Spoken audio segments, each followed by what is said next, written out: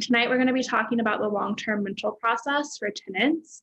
I cannot tell you how many questions I get and inquiries I get about how do I find a long-term rental in Cabo, and how do I go about, actually securing a place? Do I need to use an agent? Basically just how the whole process works. And I totally understand it. I've been through it myself a few times. And I think the most important thing to note when you're going through the long-term rental process here is that there's no formal system. There's no universal website that you can go on and see all of the available listings. There's not a universal contract that you can use. There's really no recourse if something goes wrong. And so you really want to do your due diligence. You really want to work with someone who knows, the market, the rental market. The long-term rental market is extremely complex in Cabo.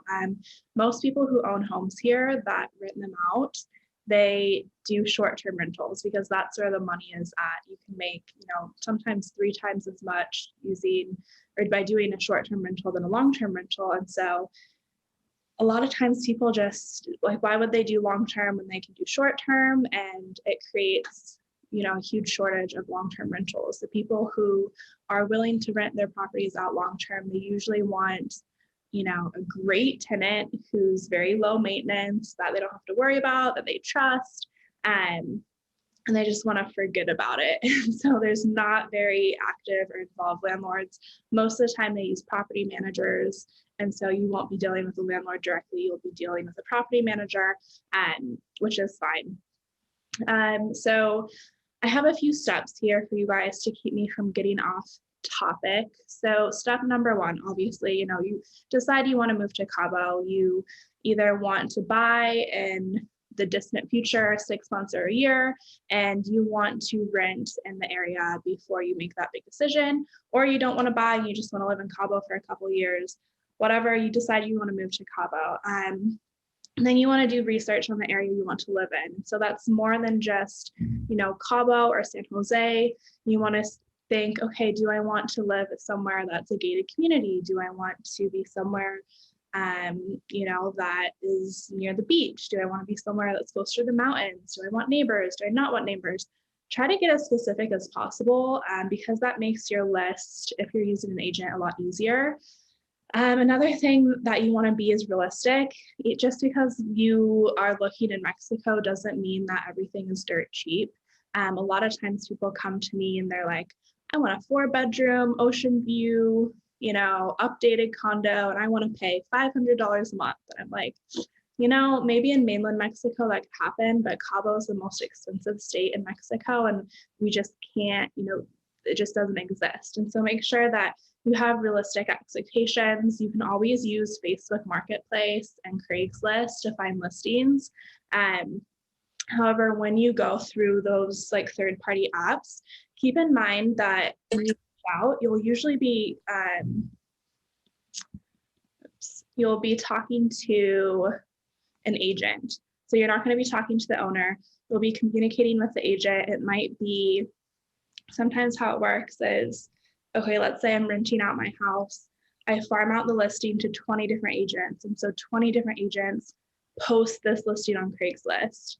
And so, then finally whoever, whatever agent is the one who gets your interest, that takes it to either another agent or maybe the owner.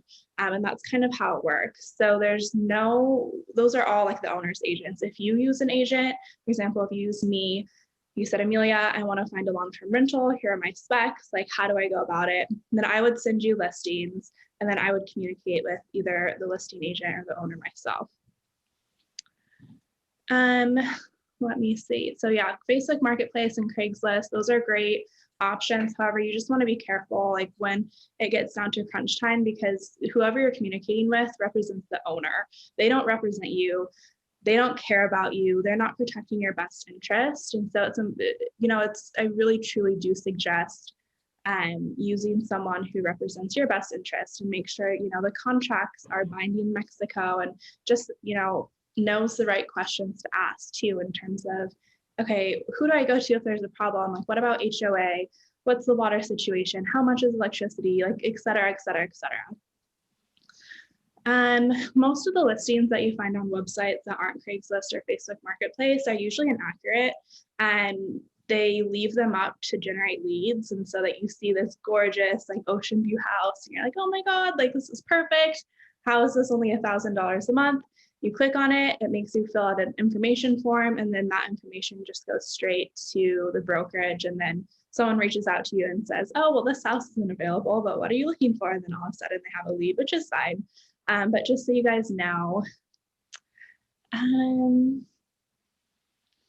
let me see. Most of the time when you're talking to agents or just people that have posted the listings on Facebook Marketplace or Craigslist, they're not licensed agents. They're just maybe a friend of a friend or just a person who works in real estate but doesn't really work in real estate. That's not the case 100% of the time, but it is very common.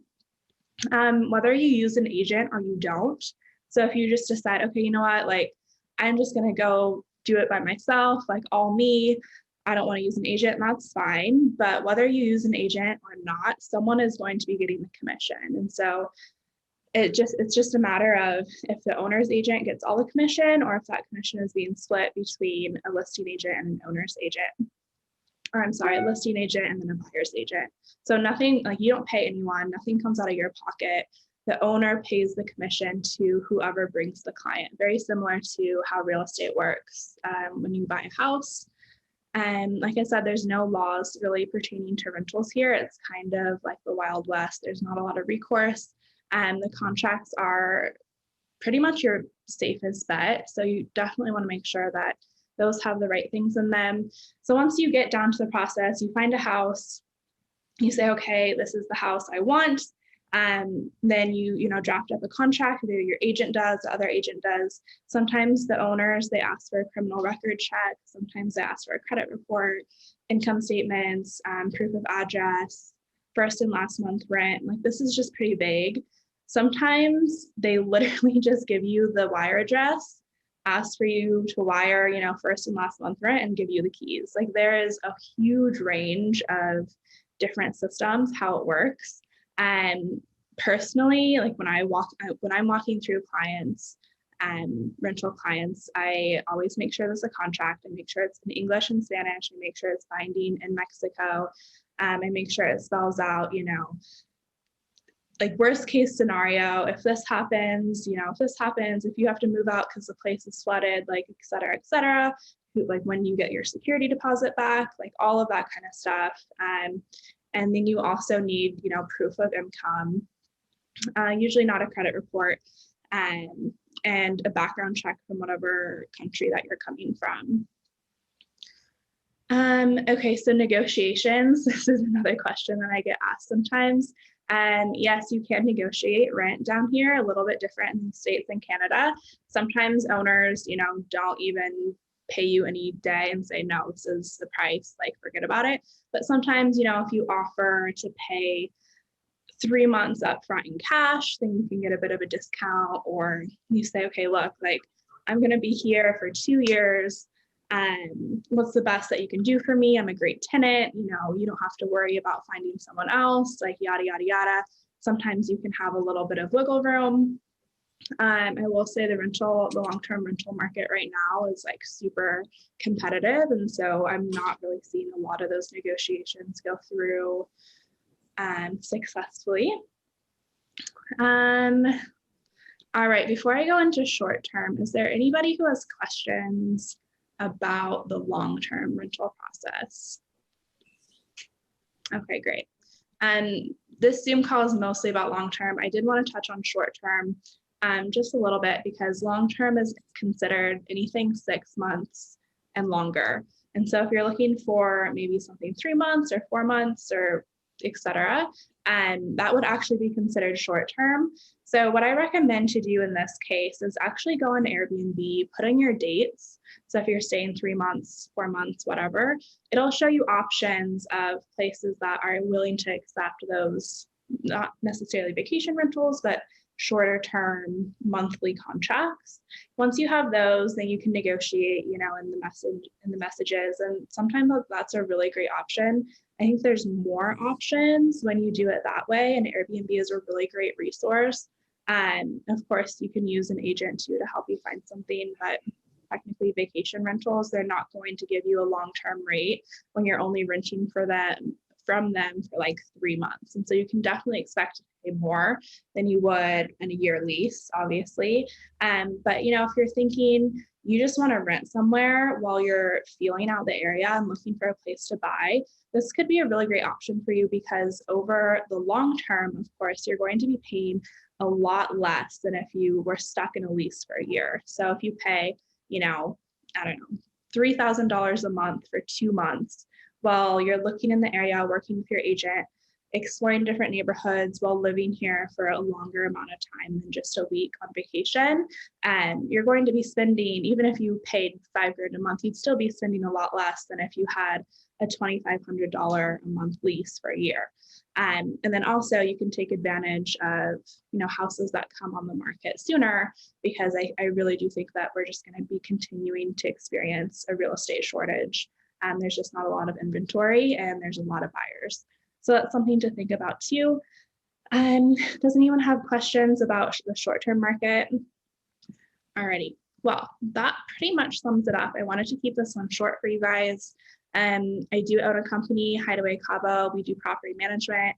I'm also a licensed real estate agent with the agency. So if I can ever help you, you know how to find me. Just send me a message on Facebook or in the comments if you're watching this recorded on YouTube. And I hope you guys have a great